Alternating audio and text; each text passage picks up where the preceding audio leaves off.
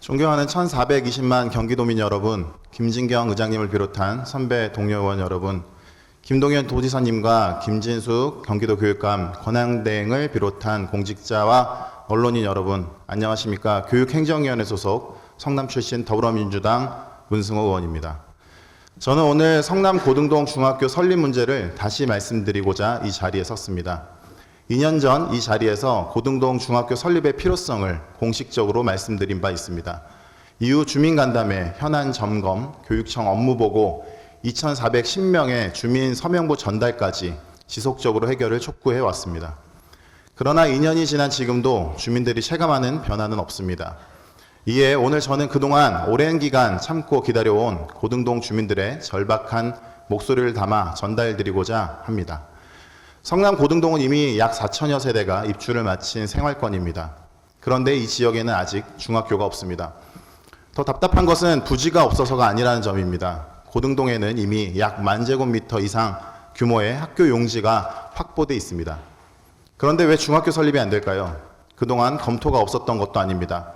2016년 단설 중학교는 설립 기준 미충족으로, 2019년 초중 통합학교는 부지 단절 문제로 투자심사에서 반려되었습니다.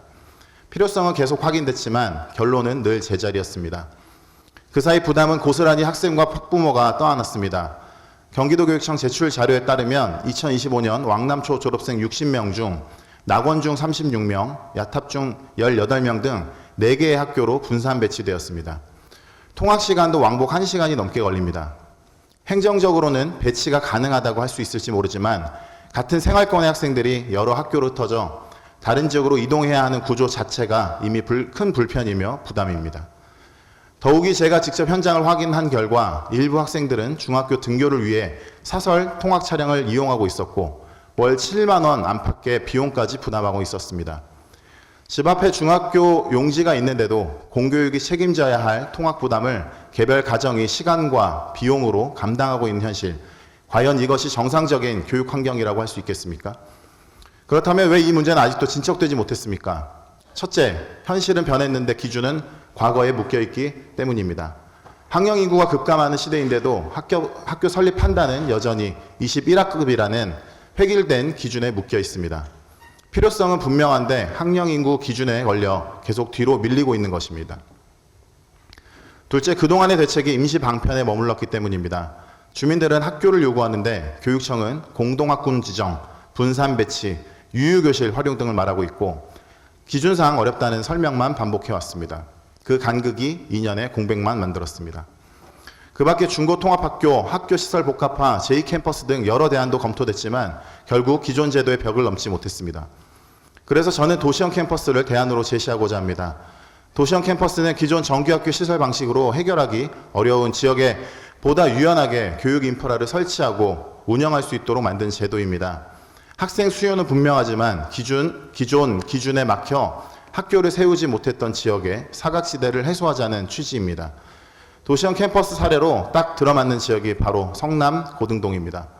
이에 저는 교육청에 분명히 촉구합니다. 첫째, 성남 고등동을 도시형 캠퍼스 신설형의 우선 검토 대상에 포함해 주십시오.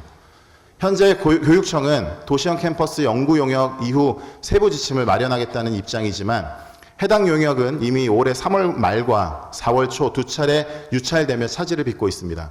그 사이 고등동 학생들의 통학 불편과 교육 여건 문제는 계속되고 있습니다.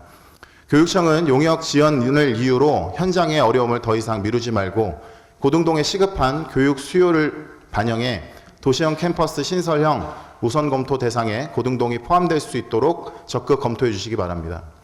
둘째, 현재 고등동 중학교 통학 대책을 현실 기준으로 다시 판단해 주십시오. 대중교통 30분 이내라는 숫자만이 아니라 사설 통학 이용 실태와 월 통학비 부담까지 파악하여 정책 판단에 반영해야 합니다. 셋째, 성남교육청, 성남시, LH와 함께 부지 활용, 예산, 운영 방식, 추진 일정이 담긴 실질적인 로드맵을 주민에게 제시해 주십시오. 이제는 왜 안 되는지를 반복하는 행정이 아니라 어떻게 가능하게 만들 것인지를 답하는 행정이어야 합니다. 경기도교육청이 도시형 캠퍼스라는 새로운 제도를 통해 고등동 중학교 설립의 실질적 해법을 제시해 주실 것을 강력히 촉구합니다. 이상으로 5분 자유발언을 마치겠습니다. 경청해 주셔서 감사합니다.